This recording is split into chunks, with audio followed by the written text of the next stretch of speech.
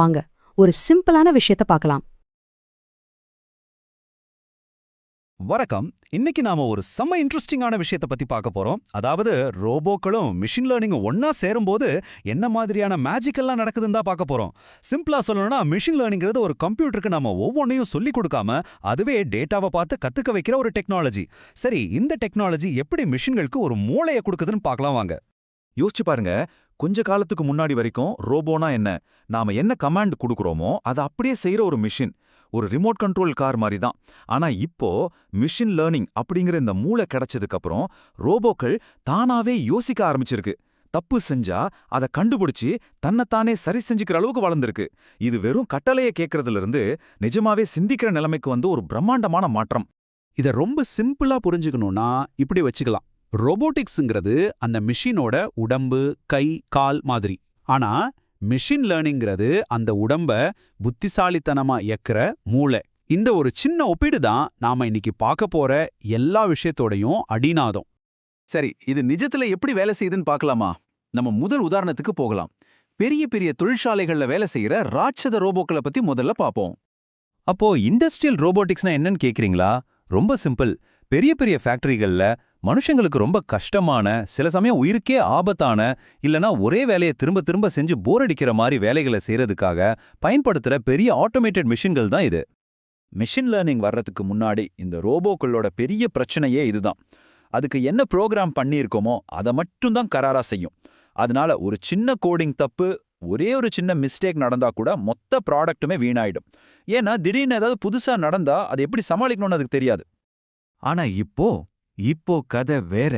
இந்த machine learning ரோபோவுக்கு computer vision ஒரு super power இருக்கு. அதாவது அதுக்கு இப்போ கண்கள் இருக்கு. அதனால ஒரு கார் கதவுல இருக்கிற சின்ன கீறலை கூட டக்குன்னு கண்டுபிடிச்சிடும். சரி, அது ஒரு கீறல், அது ஒரு தப்புன்னு அந்த ரோபோக்கு எப்படி தெரியுது?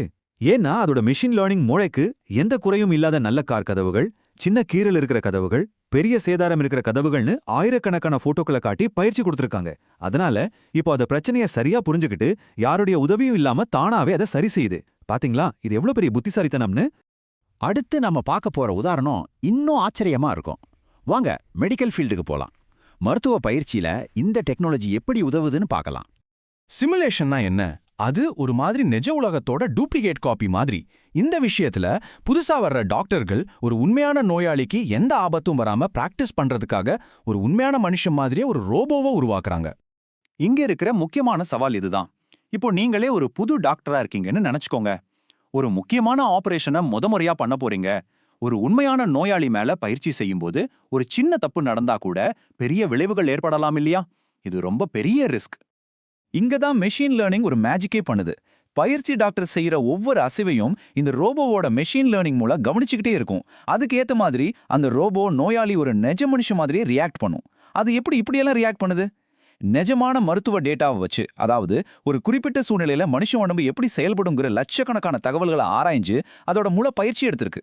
அதனாலதான் ஒரு தப்பு நடந்தா உடனே ஹார்ட் பீட் அதிகமாகிறது, மூச்சு திணறல் வர்றதுன்னு அதோட பதில் அவ்வளோ தத்ரூபமா இருக்கு. இந்த ஸ்லைட்ல இருக்கிறத கேளுங்க. ஒரு டாக்டர் தவறு செய்தால் ரோபோவின் இதய துடிப்பு உயரும், அது சுவாசிக்க சிரமப்படும், சில சமயங்களில் அது ரத்தம் கூட சிந்தும். அடேங்கப்பா, எந்த அளவுக்கு யதார்த்தமா இருக்கு பாருங்க. இது வரைக்கும் பார்த்ததெல்லாம் ஒரு பக்கம்னா, நாம இப்ப பார்க்க போறது நேரா சயின்ஸ் ஃபிக்ஷன் படத்துல இருந்து வந்த மாதிரி இருக்கும். வாங்க ஹியூமனாய்டு ரோபோக்களை பத்தி பார்க்கலாம்.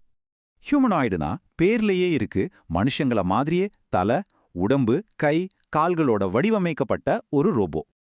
இந்த ரோபோக்கள் எப்படி நம்ம கூட ஒரு நண்பன் மாதிரி பழகுதுன்னு பாருங்க.